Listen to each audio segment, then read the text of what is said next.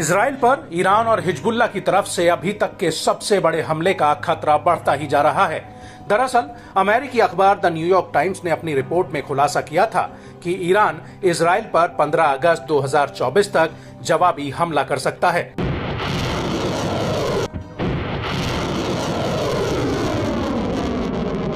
लेकिन इस सब के बीच इजराइल के उत्तरी बॉर्डर पर हिजबुल्लाह ने कोहराम मचा रखा है और अब ऐसा लग रहा है कि इजराइल के ऊपर ईरान और हिजबुल्लाह की तरफ से डबल अटैक होने जा रहा है। दरअसल इजरायली सेना को इस बात की पुख्ता जानकारी मिल चुकी है कि हिजबुल्लाह की राडवान फोर्स उत्तरी इजराइल पर जमीनी हमला करने की तैयारी कर रही है। आईडीएफ का कहना है कि राडवान फोर्स के पास उत्तर में घुसकर सेटलमेंट्स में अपना झंडा लहराने और उस इलाके को आग के हवाले करने की ताकत है और ऐसे में हिजबुल्लाह को किसी भी सूरत में हल्के में नहीं लिया जाना चाहिए।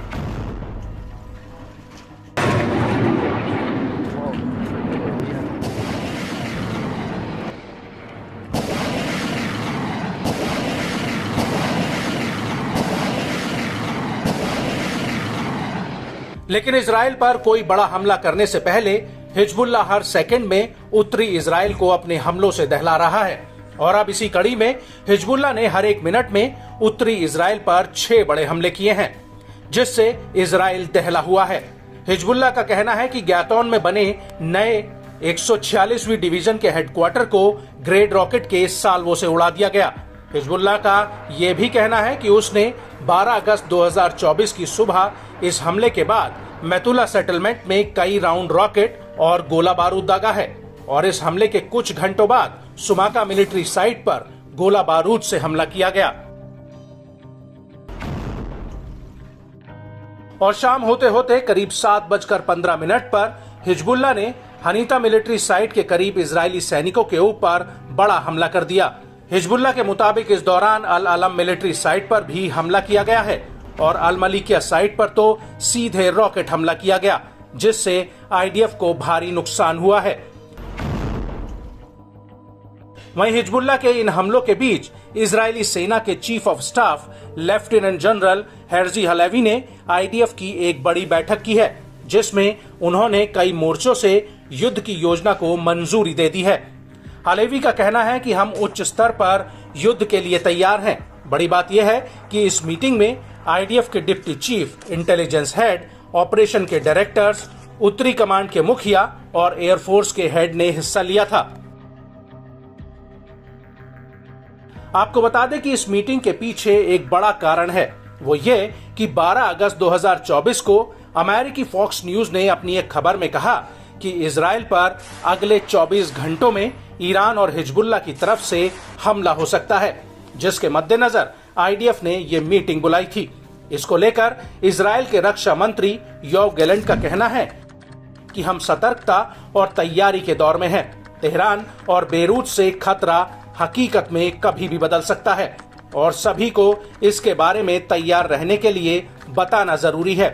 और सतर्कता का मतलब ये नहीं कि हम खौफ और दहशत में हैं।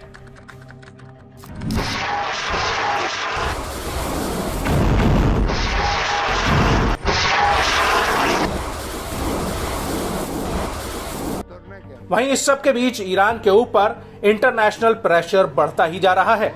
ब्रिटेन, फ्रांस और जर्मनी ने संयुक्त रूप से एक बयान जारी करके ईरान को चेतावनी दी है कि वो इजराइल पर हमला न करे, जिससे पूरा इलाका एक बड़े युद्ध की चपेट में आ सकता है।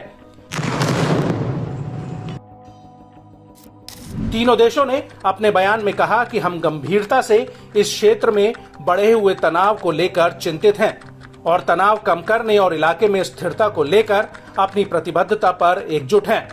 इस परिप्रेक्ष्य में और विशेषकर हम ईरान और उसके सहयोगियों से कहते हैं कि वो हमला करने से बचें, जिससे इलाके में और ज्यादा तनाव न भड़के और गाजा में युद्ध विराम के मौके और इजरायली बंधकों की रिहाई की बातचीत लड़खड़ा न जाए।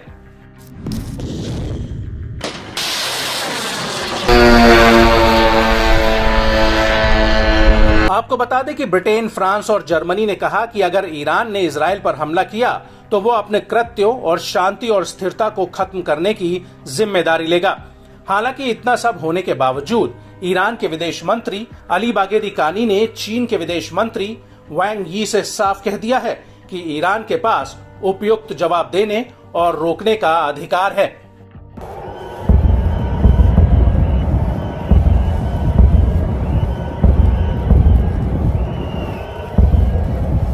आपको बता दें कि ईरान से बढ़ते खतरों को देखते हुए इजराइल काफी चौकन्ना हो चुका है और ईरानी अटैक को लेकर अमेरिकी अधिकारियों ने भी कहा है कि ईरान की तरफ से इस हफ्ते हमला हो सकता है। इसको लेकर अमेरिकी राष्ट्रपति भवन के प्रवक्ता जॉन किर्बी का कहना है कि हमारी चिंता साझा है और हम अपने इजरायली समकक्ष को बताना चाहते हैं कि ये इस हफ्ते हो सकता है। आपको बता दें कि जॉन किर्बी ने साफ कह दिया है कि अमेरिकी ईरानी हमले के लिए पूरी तरह से तैयार हैं। किर्बी के मुताबिक हालिया दिनों में अमेरिका ने मिडिल ईस्ट में अपनी मौजूदगी को और ज्यादा बढ़ाया है और ये मौजूदगी 13 से 14 अप्रैल 2024 को हुई इजराइल पर हमले से भी ज्यादा है। अमेरिका का कहना है कि हम इजराइल के ऊपर दोबारा अप्रैल जैसा हमला देखना नहीं चाहते हैं, लेकिन अगर ये होता है तो अमेरिका इजराइल की रक्षा करेगा।